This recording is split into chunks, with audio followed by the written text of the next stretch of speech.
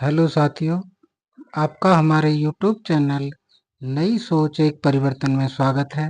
आशा करते हैं कि आप ठीक प्रकार से होंगे। आज का विषय है कि वर्ण ईश्वर ने बनाए या इंसानों ने।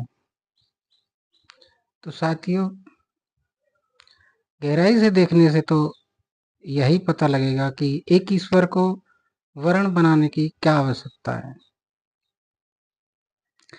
ये इंसानों के अपने स्वाभिमान को अधिक या किसी दूसरे के स्वाभिमान को कम करने की जो परंपरा धारणा है, वह शायद ही किसी ईश्वर पर थोपी जा सकती है। ये इंसान के ही बनाए हुए वर्ण हैं, जिससे किसी एक वर्ण जाति को सभी तरह आर्थिक, सामाजिक और राजनीतिक अवसरों का ढेर रहे, उसे काफ़ी अवसर इस तरफ मिलें और दूसरे वर्ण के जो लोग हैं उनको कम मिलें। ऐसा किसी ईश्वर की अपेक्षा क्या होगी? तो साथियों, वास्तविकता में हम गहराई से देखने पर हमें यही पता लगेगा कि जो वर्ण व्यवस्था है, जैसे ईश्वर के नाम को लेकर जो बरगलाया गया है कि ब्रह्मा जो हैं वो ब्राह्मणों को मुख से पैदा करते हैं और क्षत्रियों को भुजा से पैदा करते हैं और वैश्यों को नाभि से उत्पन्न करते हैं और शूद्रों को पैरों से पैदा करते हैं। अगर ये ईश्वर की रची रचना होती तो देखने से यह भी समझ में आता कि ये हर देश स्थान पर ऐसी व्यवस्था होती, बल्कि ये एक छोटे से भूभाग, पृथ्वी के एक छोटे से भूभाग जिसे हम भारत कहते हैं, वहीं ये व्यवस्था चलन में है। अगर ईश्वर द्वारा कोई रचित रचना है तो वह सारे पृथ्वी पर ऐसा ही होता, जबकि एक देश को छोड़ते हुए सारे देशों में जो लगभग 200 देश हैं, 199 देश लगभग इस व्यवस्था से अलग हैं। वहाँ भी वो काम होते हैं जो वर्ण के हिसाब से सुनिश्चित कर रखे हैं, लेकिन वहाँ ऐसी बंदिशें नहीं थीं, इसके लिए स्वतंत्र थे। संविधान के बनने के बाद आज यहाँ भी कानूनी तौर पर स्वतंत्रता है, लेकिन सामाजिक तौर से आज भी उसी तरह चलन धार्मिकता का प्रमाण देते हुए इसे सामाजिक तौर पर आज भी जिंदा रखा जा रहा है और देखा जाता है कि एक वर्ण जाति इसी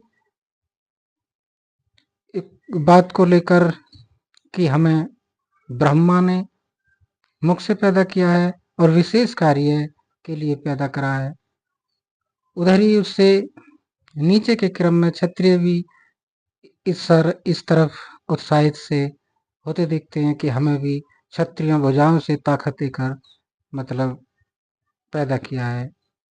व्यवसायिक तौर के लिए वैश्यों को, यानी कि ये तीनों वर्ण और इसमें सम्मिलित सभी जाति कहीं ना कहीं